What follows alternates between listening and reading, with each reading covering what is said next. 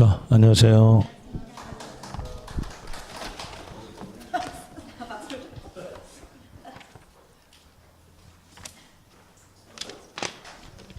교재 보시면은요, 341페이지에 대한 이로서 1주택에 대한 내용으로 일부적 내용인 4번 주택을 공동 소유하는 경우 여기부터 할 차례인데요. 저번 시간에 배웠던 내용과 연결하기 위해서 앞 페이지에 대한 내용으로서 한번 갑시다. 자, 앞 페이지에서 337페이지 보시면은 네모 5번에서 1세대 1주택과 그 부토지 양도소득 뭐 좀 더 연결시킨다면 더 앞으로 가볼까요?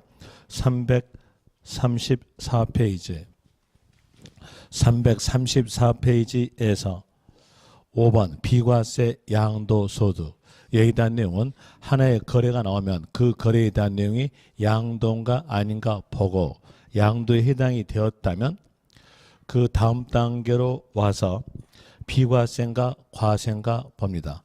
비과세에 해당이 되었다면 그때는 과세하지 않는다. 비과세에 들어가지 않았으면 양도소득세 과세된다. 이런 내용으로 가죠.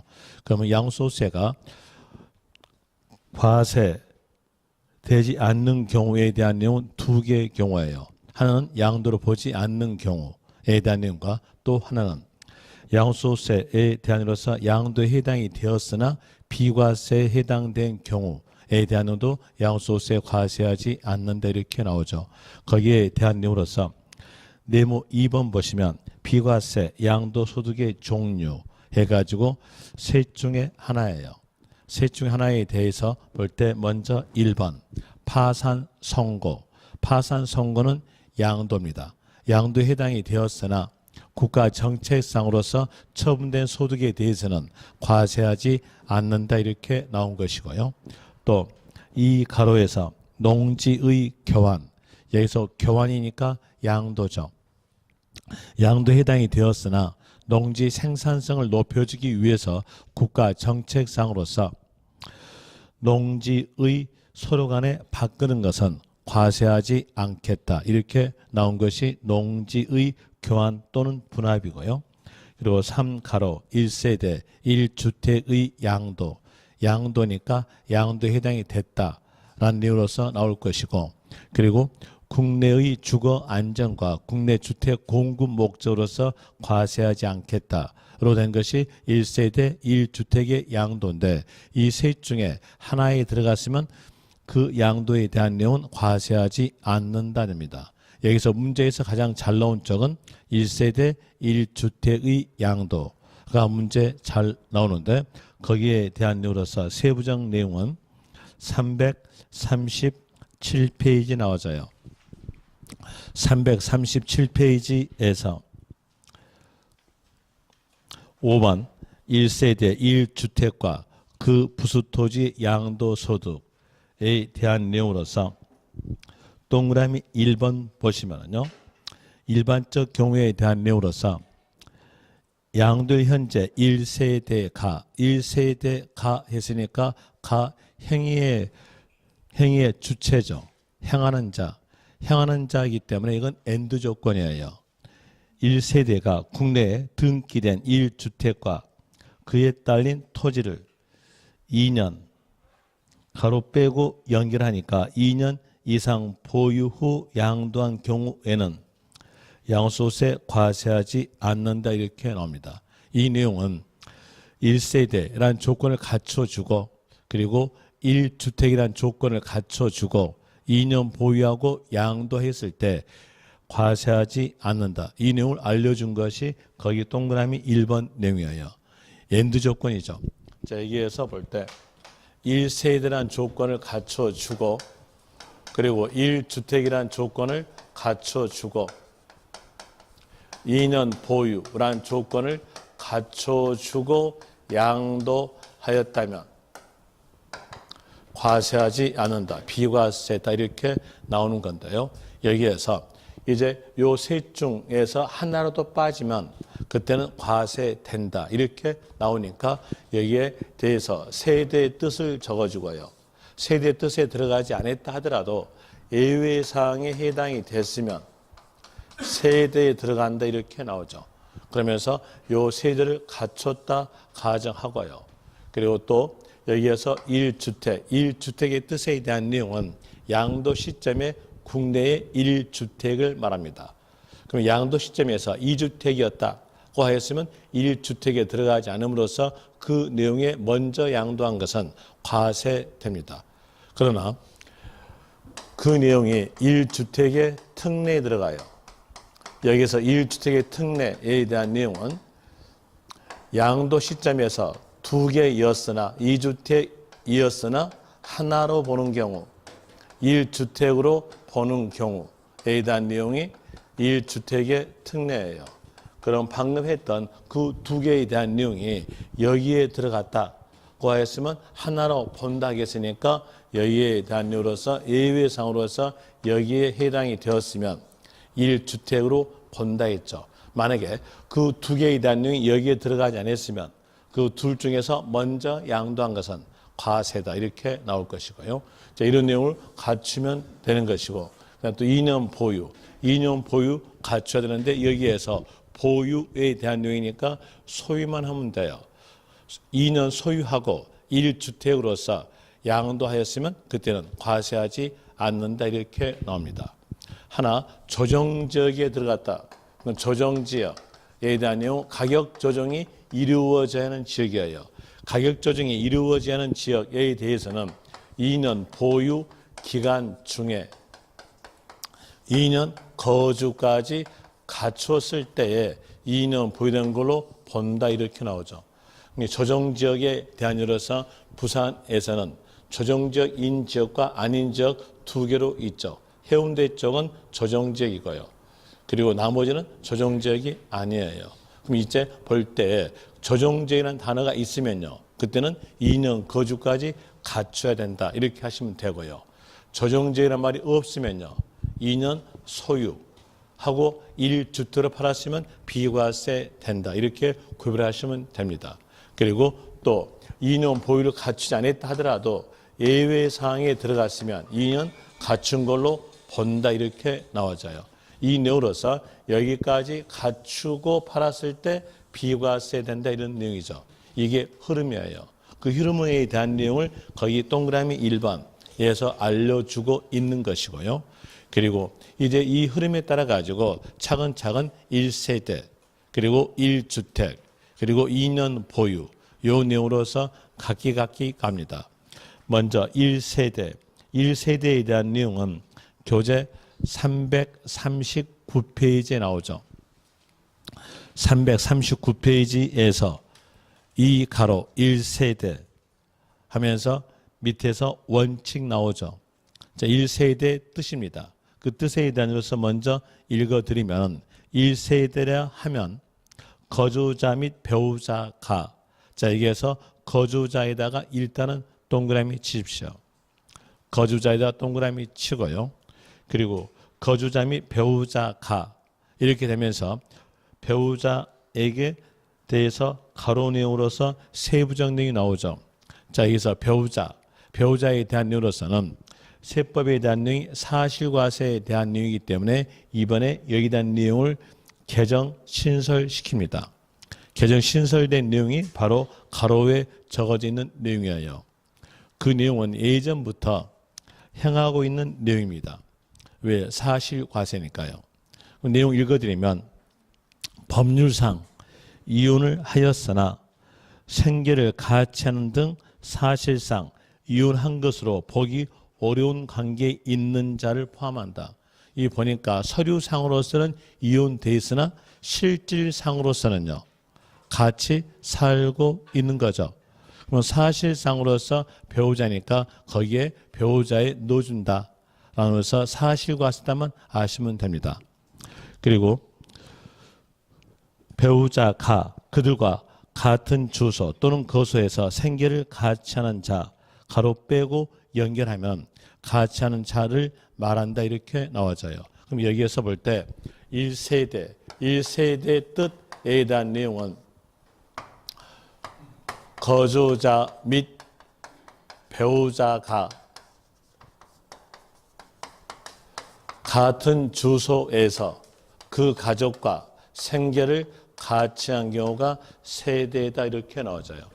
그럼 여기에서 왜 여가 거주자로 나왔겠는가를 살펴볼 때에 이 비과 세대는 법률상 이유를 보시면 돼요.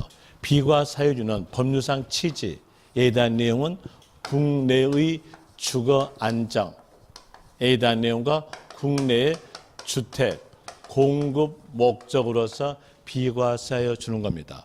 그럼 여기서 볼 때 거주자에 대한 내용은 국내에 주소를 두거나 183일 이상 거소를 둔 자가 거주자죠. 이 거주자와 비거주자 구별에 대한 내용 국적은 따지지 않으나 간결하게 거주자는 주로 우리나라 사람이고 비거주자는 주로 외국 사람 그랬어요. 그럼 여기서 볼 때 국내의 주거 안정이니까 누구로 택할까요? 거주자 이렇게 택하겠죠. 주로 우리나라 사람이니까요. 비거주자에 대해서 주로 외국 사람에 대해서 국내에 주거 안정시켜 줄 수 있는 우리나라가 돈이 많은 나라일까요? 돈 없는 나라예요. 그렇기 때문에 여기에서는 누가 될까요? 거주자 됩니다. 거주자 이렇게 나와주고 만약에 문제에서 비거주자가 국내에 1주택을 양도하다, 2년 보유하고 양도하다 이렇게 나왔다고 했을 때 여기에 대한 내용은 비거주자니까 세대에 들어가지 않았죠. 세대에 들어가지 않았으니까 이때는 뭘로? 과세다 이렇게 나옵니다. 그리고 또 앞에서 배웠던 내용으로서 비거주자는 국내 소득에 대해서 납세 의무가 있다겠어요. 그러니까 여기에 대해서 국내 나오잖아요.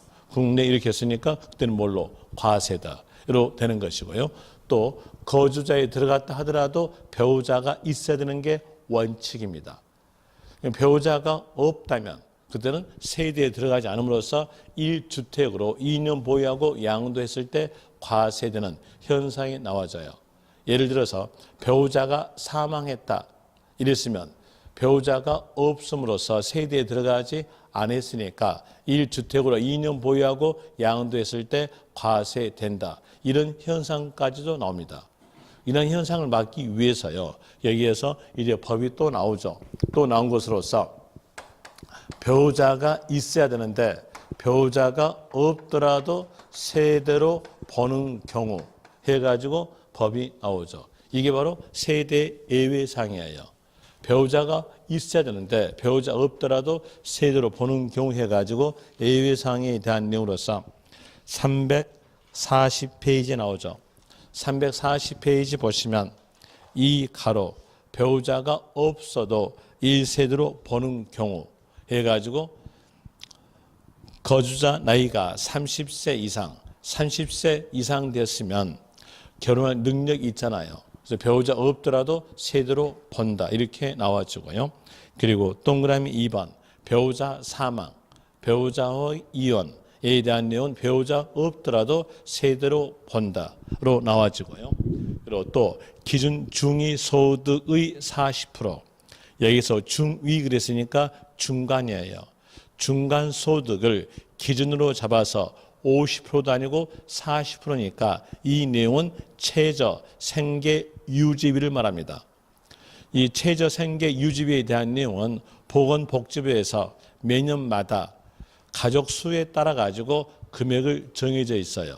매년마다 1인 가족일 때는 얼마다, 2인 가족일 때는 얼마다, 3인 가족일 때는 얼마다, 4인 가족일 때는 얼마다라고 금액을 다 정해져 있어요.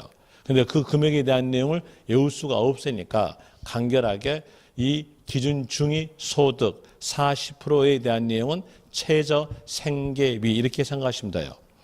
최저 생계 유지비로서 그 주택을 관리 유지하고 독립적 생계를 갖췄다.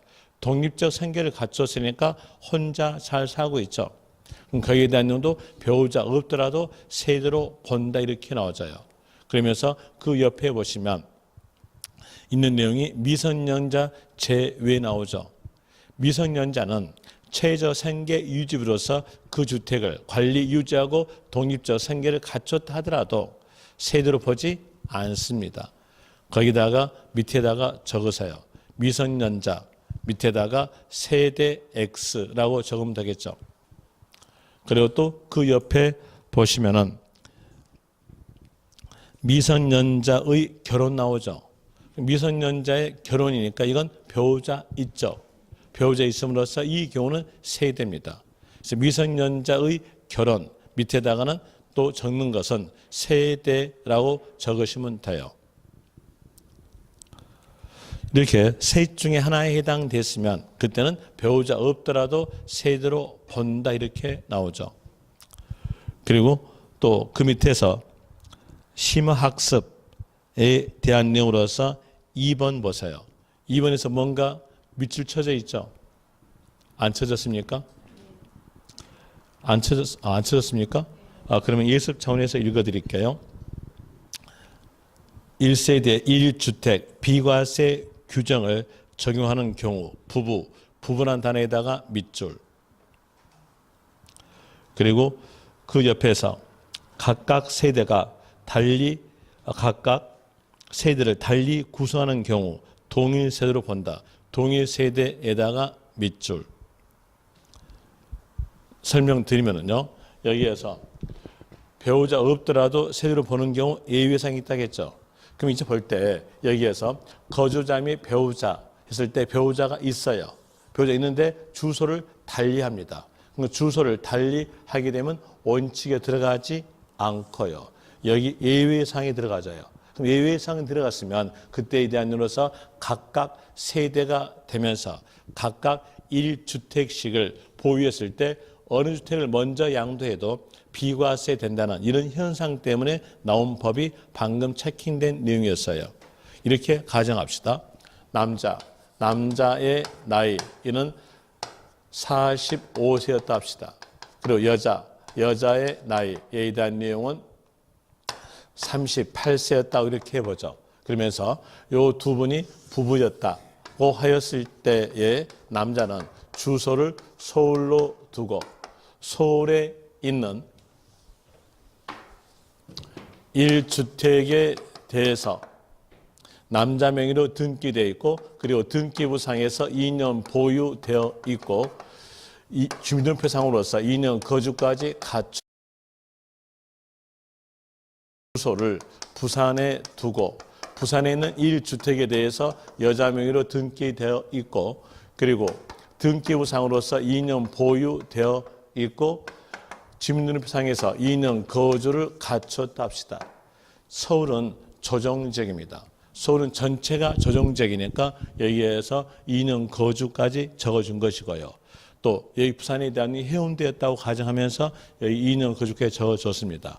이랬을 때에 여기에서 서울주택을 먼저 양도해도 비과세되는 이런 현상 때문에 나온 법이란 얘기예요. 자, 볼 때 여기에서 남자에 대한 거 여자 부부인데 주소 달리했죠. 그래서 원칙에 들어가지 않고요. 예외상으로서 나이 30세 이상이니까 1세대. 여기도 30세 이상이니까 1세대. 되고 서울주택을 먼저 양도했을 때 1세대 1주택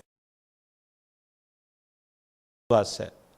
부산주택을 먼저 양도했어도 1세대 1주택 2년 보유 갖췄으니까 비과세. 이런 현상이 나옵니다. 이 현상을 막기 위해서 법 나온 것이 바로 읽어졌던 내용인데 부부는 각각 세대가 아니라 동일 세대다. 이 내용으로 나오죠. 부부는 동일 세대입니다. 부부는 같은 세대에 살고 있으니까 서로 간에 욕하고 서로 간에 싸우죠. 서로 간에 욕하지 않고 서로 간 안 싸웁니까? 날마다 좋게 지냅니까? 진짜요? 넘어갑니다. 제 위에서 좋은 얘기 안 나오니까요. 그럼 여기에서 부부는요, 각각 세대가 아니라 뭘로? 동일 세대로 갑니다. 동일 세대니까 여기에 대한 내용으로서 얘가 각 세대가 아니라 1세대가 되고요. 그리고 서울주택을 먼저 양도했다고 하였으면 양도 시점에서 몇 개? 하나, 둘로 됨으로써 2주택에 해당됐으니까 이때는요 과세로 됩니다. 그리고 부산주택을 나중에 양도했다 이렇게 했으면 자 1세대 1주택 2년 보유 갖췄으니까 비과세 됩니다. 이제 이 내용을 통해 가지고 알 수 있는 내용으로서는 절세까지도 알 수 있을 거예요. 두 개를 가지고 있다고 했으면 두 개 다 양도소득세 계산하셔가지고 양도소득세가 적게 나온 것을 먼저 팔고요. 양도소득세가 크게 나온 것을 나중에 팔아가지고 비과세 받는 것이 절세입니다. 물론 거기에서 전제 조건은 고가주택이 아니다라는 전제. 고가주택이었다면 그때에 대해서는 9억 초과분에 대한 이로서 과세됩니다. 그래서 고가주택이 아니다는 전제로서 이때 나중에 팔았던 양도소득세에 대한 이 크게 나온 것은 비과세 받는 내용이 절세입니다. 이런 일로서 하면 되는데 이제 이 내용을 통해 가지고 알 수 있는 것은 두 개의 내용을 알 수 있어요. 문장을 쭉 가볼 때 문장에서 글자가 쭉 적어지다가 뒤에서 부부 이렇게 나오면서요. 뒤에가 이혼이라는 말이 없어요. 이혼이라는 말이 있으면요. 그때는 각각 세대예요. 하나 이혼의 말이 없이 뒤에서 동일 부부란 말이 나왔다면 끝말은 동일 세대다. 이렇게 기억하시면 돼요. 이런 일로서 아시면 되고요. 또 하나 알 수 있는 것은 두주택에 대한 내용을 같은 날에 양도하다. 여기에서 두주택에 대한 내용을 같은 날에 양도했어요. 이랬을 때 먼저 양도한 것은 과세, 늦게 양도한 것은 비과세. 이런 순서를 정하는데 그 순서에 대한 내용은 우리에게 혜택을 줘요. 혜택을 주면서 우리에게 정하라 이렇게 나오죠. 그 내용으로서 있는 것이 거주자 선택의 순서로서 정한다 이렇게 나옵니다. 이 두 개를 알 수가 있는 거죠. 그럼 이제 볼 때 문제상으로서 본다면 두 개 이상 주택 이 숫자는 여러분 시험에서 맞게 주어져요. 맞게 주어지니까 이 숫자에다가 치중하지 말고요. 같은 날 양도 이 말이 있으면 이 단어 보자마자 막바로 끝말 가세요. 끝말에서 거주자 선택 이 말이 나오지 않고 국세청장이 정한다. 아니면 양도소득세 크게 나온 것이 먼저 판 것으로 본다. 이렇게 나온다면 그 문장은 틀린 겁니다. 그때서는 거주자 선택 이 말이 나와야 될 것이죠.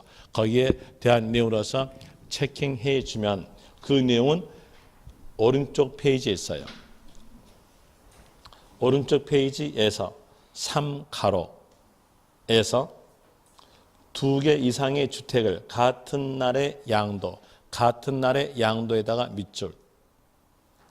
그리고 그 옆에서 거주자 선택하는 순서에다가 밑줄로 하시면 될 것이고요. 자, 이렇게 해서 이제 1세대에 대한 내용을 살펴봤으니까 1세대를 갖췄다고 가정합니다. 여기 해당됐다고 가정하였으면 두 번째 보는 게 뭘까요? 1주택. 두 번째 1주택 갑니다. 두 번째로서 1주택.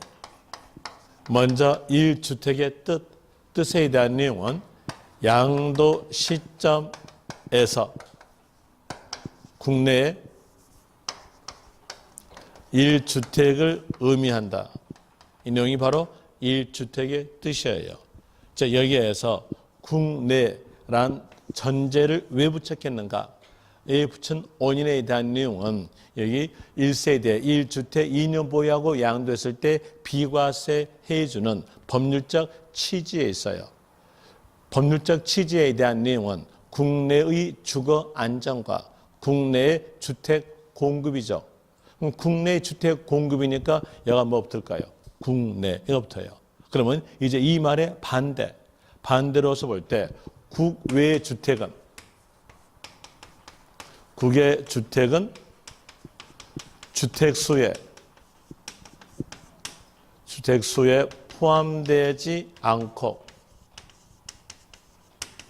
과세다. 이 내용을 요 단어에 의해서 알 수 있겠죠. 반대적으로서 국외주택은 주택수에 포함되지 않고 과세다. 이렇게 말하니까 어떤 사람은 또 여기서 의문점 가는 것이 국외주택에 대해서 어떻게 과세하는 거 의문점 같습니다. 그 의문점에 대한 이유로서 볼 때 거주자에 대한 내용이었죠. 거주자는 국내, 국외 모든 소득에 대해서 과세한다고 했어요. 모든 소득에 과세한다 이렇게 나왔으니까 거주자로 나오잖아요. 세대가. 그러면 끝말 뭘까요? 국외주택은요. 과세된다. 이렇게 되어 있죠. 또 국외소득까지 납세 의무가 있는 거주자는 국내 5년 이상 주소를 둔 자다라고 앞에서 배웠어요. 또 안 배웠다 할까 무서우니까 그러면 페이지 아껴줄까요? 페이지에 대한 이로서 몇 페이지 보시면 그 내용이 나와 지나면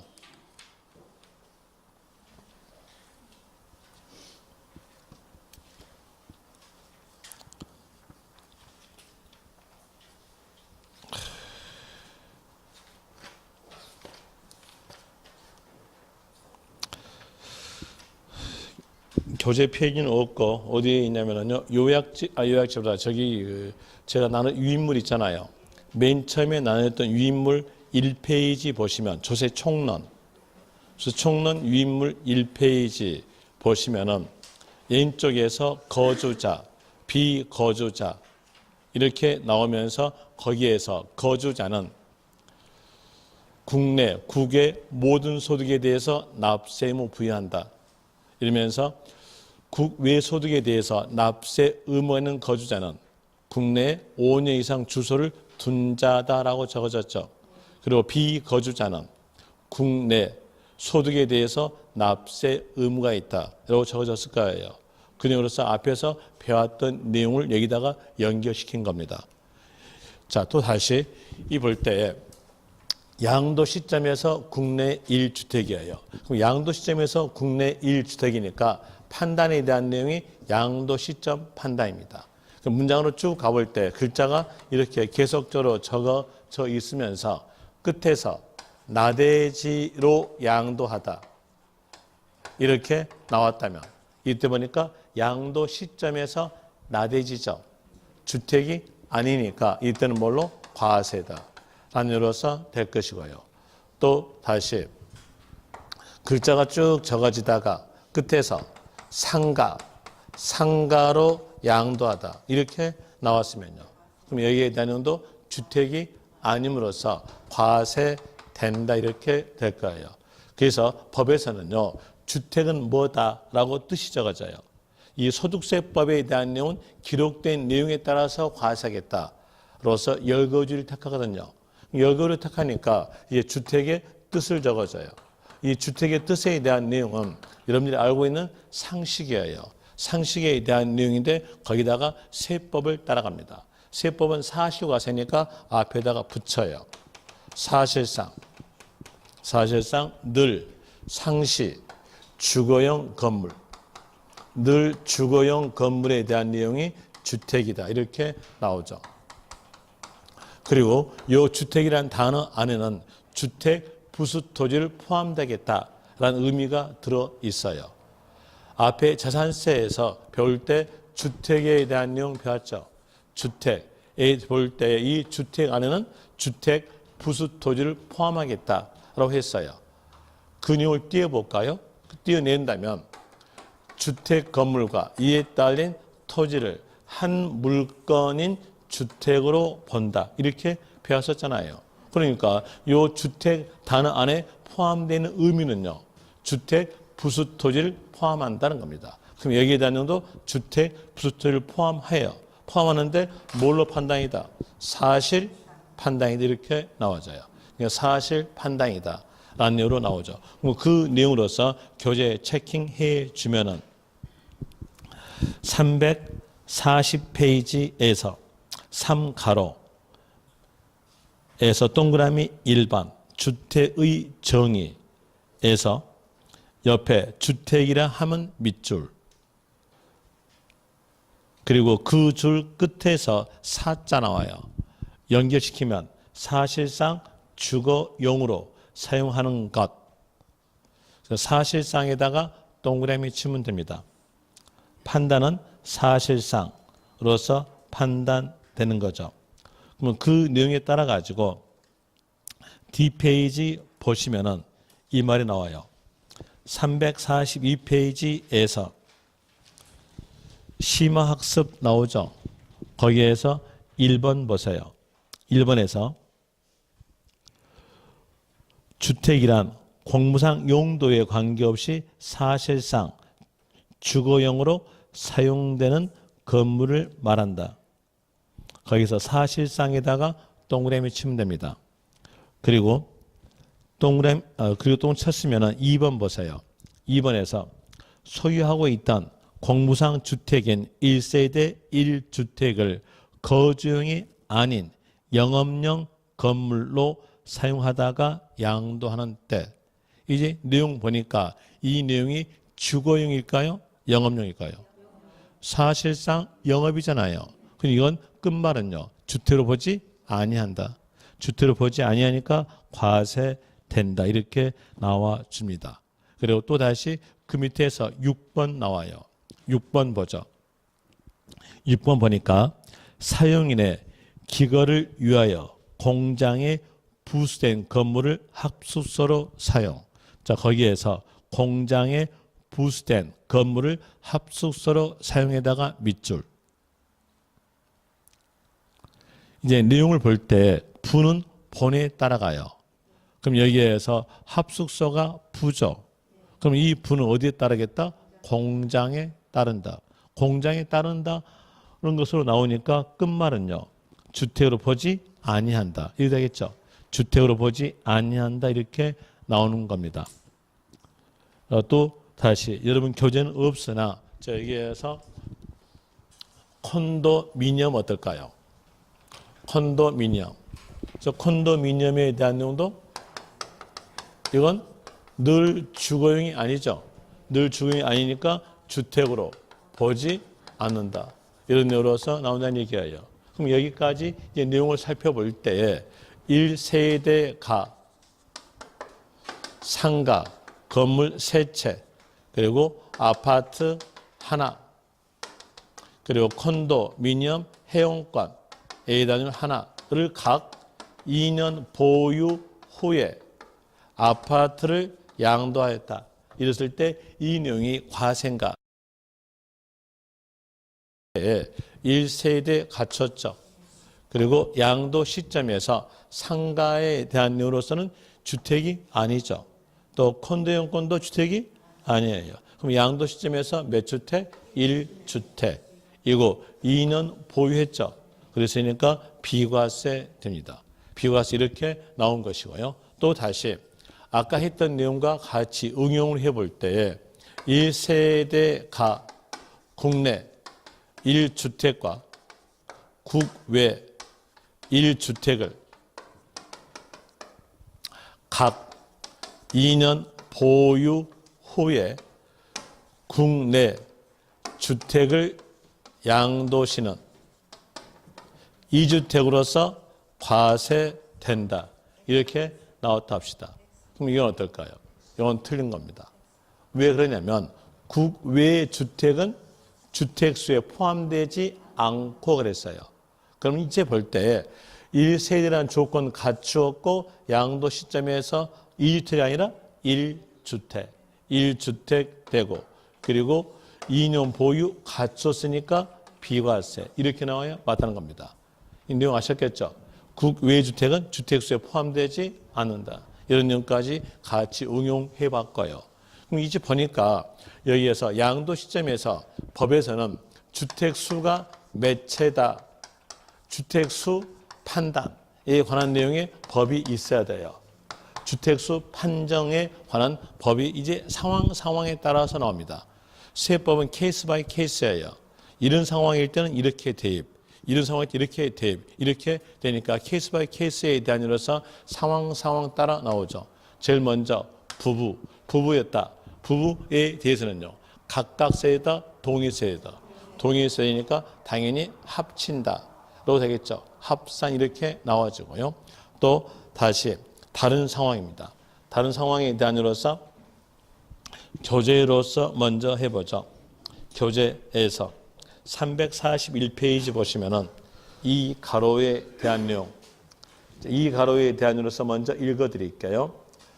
주택에 딸린 토지, 주택에 딸린 토지에 대한 내용이니까 볼 때 주택의 부수 토지를 한정없이 넓게 소유하고 계시다가 본이 1주택이었다고 하였으면 한정없이 넓은 부수 토지까지도 비과세 되는 현상이 나와져요. 그 현상을 막기 위해서 한계를 정한다 뜻으로서 나온 것이 바로 주택 부수 토지 면적이에요. 이 면적은 한계입니다. 범위예요. 범위적 내용으로서 도시적 내에서는 5배, 밖에서는 10배까지로 봅니다. 그 밑에 보시면 동그라미 1번에서 도시적 내 토지 해가지고 5배 적어졌죠. 또 동그라미 2번에서는요. 그 밖에 토지니까 도시적 외로서는 10배. 거기다가 밑줄 치고요. 그 밑에다가 적으세요. 적는 것은 5배 또는 10배를 초과된 부분은 5배 또는 10배를 초과된 부분은 나대지로서 과세다. 나대지로서 과세로 적으시면 돼요. 초과된 부분은 주택 부수토지가 아니잖아요. 아니니까 그때는 뭘로? 과세. 이런 내용으로서 나와지고요.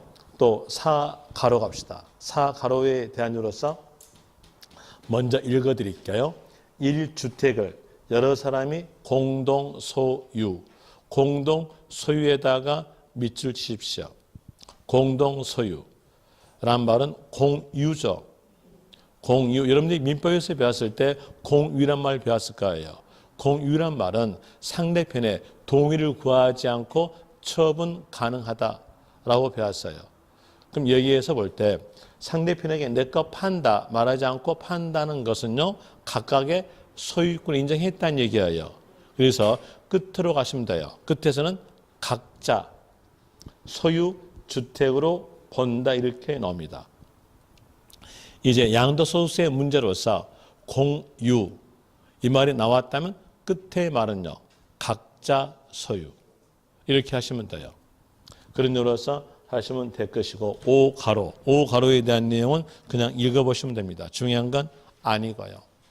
그 다음에 6가로, 6가로에 대한 내용으로서도 여러분 시험에서 문제 나온 적은 없어요. 그런데 혹시 모르니까 거기서 포인트된 단어만 체킹해 줄게요. 동그라미 1번, 동그라미 1번에서 분할 나오죠. 분할에다가 밑줄. 그 분할 단어 보자마자 끝말 가세요. 끝말에서는 1세대 1주택에 부수되는 토지로 보지 아니한다. 거기다가 밑줄 치면 돼요. 그러면 그 문장으로서 한 문장으로서 석 줄에 대한 내용인데 전부 다 암기할 수 있어요. 그다음에 또 다시 2번 보세요. 2번에 대한 내용도 거기에 약간 가보니까 어떤 단어가 튀어나오냐면 똑같게 분할 나왔죠. 분할 나왔으니까 끝말은요. 1세대 1주택으로 보지 아니한다. 이런 내용으로서 나와져요. 그럼 거기는 단어만 체킹할게요. 뭐 설명까지 알 필요 없겠죠. 단어만 아시면 될 것이고 그리고 또 다시 심화학습에 대해서 3번 봅니다. 3번에 대한 내용은 매수자의 등기 지원으로서 2주택이에요. 문장이 엄청나게 지문 길죠. 지문 기니까 거기에다가 이렇게 간결하게 적으세요. 매수자, 매수인의 등기 지연으로 인한 2주택 이렇게 적어주면은요 그 내용 다 이해된 거예요. 자, 한번 해볼까요? 이렇게 주택이 2개 있는 상태에서 요 주택이 이제 산 사람 인이 등기를 하지 않았어요. 등기하지 않았다. 그러면 등기부상으로서는 몇 개입니까? 하나, 둘. 그러니까 등기부상으로서는 두 개죠. 사실상은요. 하나. 이잖아요. 그러니까 매수인의 등기 지원으로서 두 개 된 것은 실상은 몇 개다? 하나다. 사실상 하나다. 사실상 1주택이다. 이 내용을 설명된 것이 거기에 대한 내용의 3번 내용이에요. 3번 내용이고, 그리고 이제 이렇게 해서 주택수 판정되는데, 주택수 판정에 대한 내용이 또 하나가 있는데요. 또 하나에 대한 내용은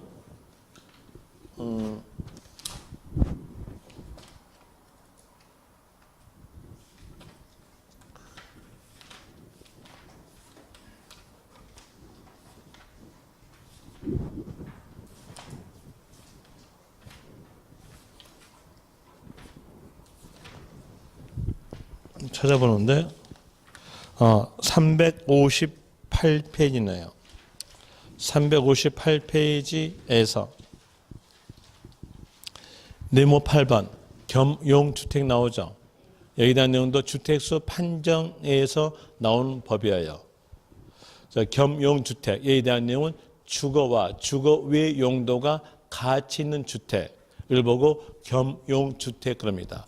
이 내용은 문제 잘 나온 쪽이니까 기억하세요. 겸용주택.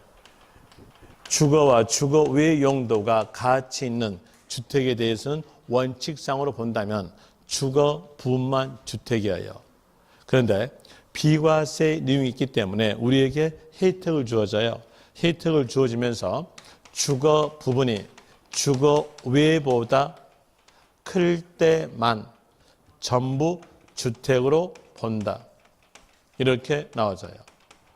이제 여러분들이 주거 부분이 주거 외보다 클 때만 전부 주택으로 본다.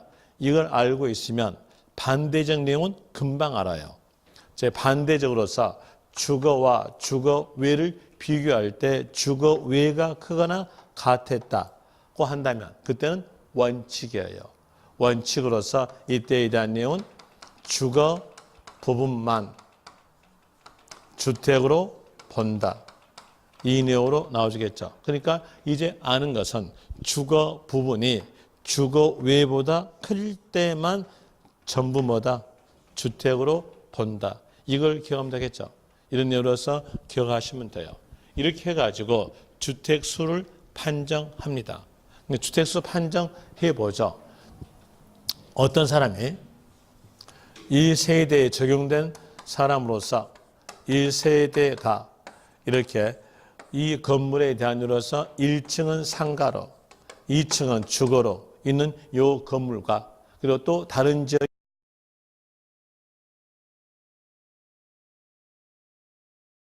외가 가치 있는 건물을 2년 보유하고 양도하였다. 이랬을 때 여기에서 양도 시점에서 1주택인가 2주택인가 봐야죠. 볼 때 이 주거 부분이 주거 외보다 크다는 얘기예요. 그러니까 전부 다 뭐다? 주택. 그리고 여기에 대한 하나 더 있죠. 몇 개? 두 개.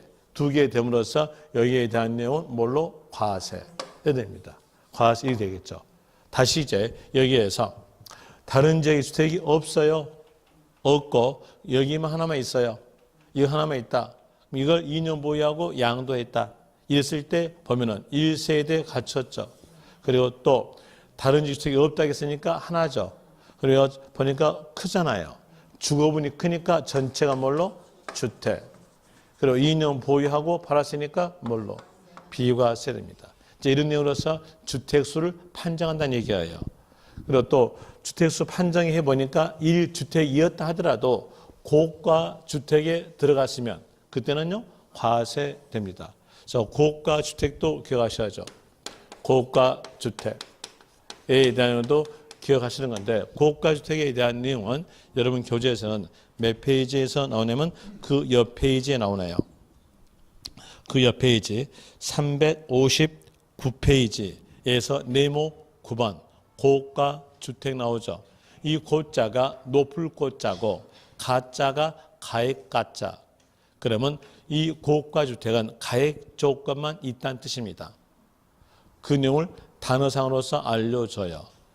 만약에 고가 주택을 물어본 문제에서 면적과 고가, 가액에 대한 내용이 and로 나온다면 그 문장은 틀린 겁니다. 가액 조건만 있다는 뜻으로서 나온 것이 고가 주택이에요. 그리고 가액 조건에 대한 내용은 실지 거래가 9억 초과입니다. 자, 그 밑에 보시면은 그 줄 1세대 1주택 이렇게 나온 줄, 그 줄의 끝 가보시면 실지 거래가액에 따른 양도가액이 9억 초과 금액 나오죠. 그래서 9억 초과되는 것이 고가 주택이다. 이렇게 되는 겁니다. 그리고 또 여기에서 실지 거래가 이 말이 나왔으니까 이제 여기에 대한 내용의 용어적 내용을 설명해 줄게요. 시가, 시가란 말에 대한 내용과 그리고 실지 거래가 그리고 기준시가 요 세 개에 대한 내용은 차이가 있어요. 차이가 있는데 이 차이에 대한 내용은 시험에서 나오지 않으나 이해하기 위해서 용어적 내용으로서 간결하게 설명해 줄게요. 여기서 시가, 시가란 말은 통상적으로 매매가 이루어지는 가액에 대한 내용이 시가입니다. 예를 들어서 여러분들이 어느 지방에 가가지고 어느 지방의 중개사 사무실에 들어가셔서 이 동네의 평당 땅값은 얼마입니까? 이렇게 물어봤을 때 그 중개사 분이 평당 땅값은 얼마입니다라고 말했을 때 그 평당 가액이 뭘까요? 시가로 갑니다. 그냥 또 실지 거래가, 실지 거래가란 말은 시가보다 높게 팔 수 있고 시가보다 낮게 팔 수 있어요. 실질적으로 매매가 이루어지는 가액이 실지 거래가 됩니다. 그다음에 기준시가, 기준시가란 말은 국가가 국세를 징수하기 위해서 매년마다 물건마다 공고된 가액, 이를 보고 기준시가라 그래요. 여기는 매년마다 공고된 가액이 기준시가, 물건마다 있으니까 토지에 대해서 공고한다. 이랬으면 토지의 기준시가가 되겠죠. 그리고 토지로서 기준시가로서 공고된 가액은 개별 공시지가입니다. 개별 공시지가 이렇게 나와져요. 그런데 어떤 사람들은 토지 기준시가란 말과 개별 공시지가는 다른 말이다 라는 말인데 다른 말이 아니에요. 토지에 대해서 공고된 가액이 뭐다? 개별 공시지가. 그러니까 그 말은 어떨까요? 같은 말이죠. 토지 기준시가와 개별 공시지가는 같은 말입니다. 그런데 다르다고 생각하시는 분도 계세요. 그거 잘못된 생각이고요. 또 주택에 대해서 매년마다 공고한다면요. 주택 공시가액이 되겠죠. 단독주택이었으면 개별 주택가액, 공동주택이었으면 공동주택가액인데 이 기준시가에 대한 내용은 시가하고 비교해 볼 때 20 내지 30% 낮은 가액에 대한 일반적입니다. 이런 차이점이 있어요. 그럼 거기에서 보니까 실지 거래가죠. 실지 거래가 위에다가 적으세요. 부동산 임대, 부동산 임대의 고가 주택은, 부동산 임대의 고가 주택은 기준시가 9억 초과, 기준시가 9억 초과. 이제 문제상에서 양도로 물어봤다면 실가 9억 초과, 임대로 물어봤다면 그때는 기준시가 9억 초과. 이 내용을 구별하시면 됩니다. 그리고 또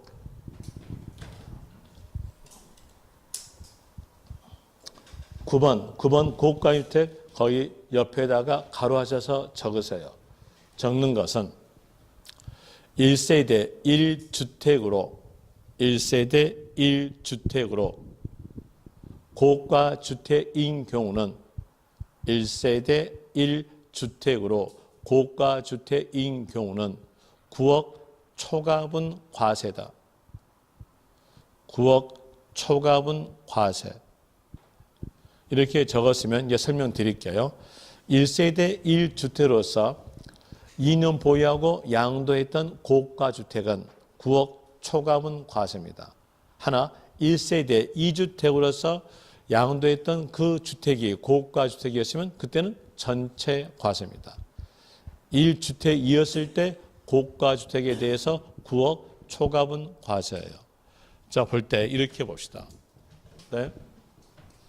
1세대 1주택으로서 2년 보유하고 양도하였는데 그때 양도가액이 8억 9,999원이다. 이랬으면 어떨까요? 1세대 1주택 2년 보유 갖췄고 고가주택이 아니니까 이건 다 비과세입니다.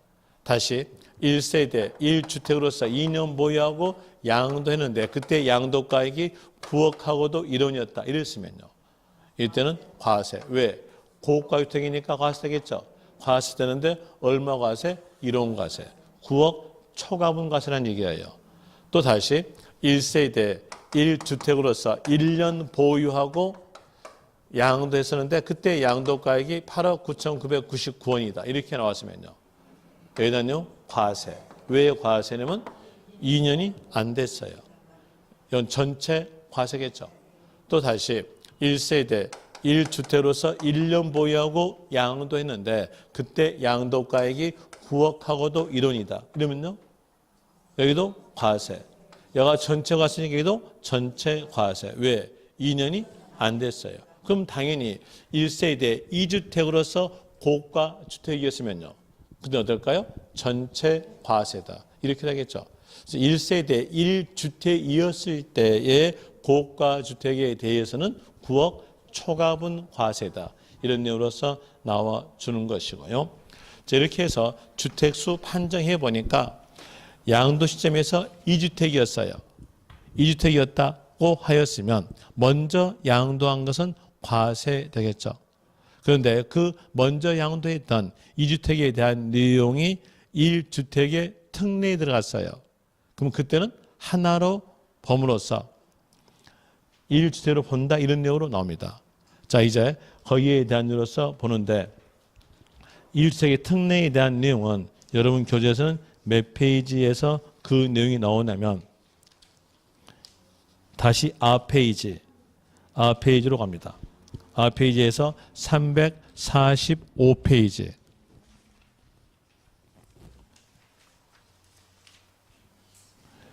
에서 네모 6번 1세대 1주택에 대한 비과세 특례 나오죠. 거기다가 이렇게 적으세요. 1주택의 특례라고 적고요. 법전 내용 그대로 합시다. 어차피 여러분 시험에서는 법전 내용 그대로 나오니까요. 법전 내용은 1주택의 특례예요. 이렇게 적고 거기다가 이 뜻은 시험에서 안 나오나 이해하기 위해서 적어준 겁니다. 2주택이나 1주택으로 보는 경우라고 적으세요. 2주택이나 1주택으로 보는 경우로 적어놨으면 이제 보세요. 1가로에 대한 내용도 2개죠. 그 다음에 또 다시 D페이지 보시면 2가로에 대한 내용도 2개죠. 그러니까 2개였으나 몇 개로 보겠다? 하나로 보겠다. 라는 내용이 바로 1주택의 특례예요. 여기에 해당됐으면 2개였으나 하나다. 그럼 여기에 들어가지 아니한 2개는요. 2주택으로서 과세된다. 이런 내용으로 나와져요. 이제 여기에 대한 내용으로서 설명에 대한 내용은 1가로부터 설명드리겠는데 10분 쉬었답니다.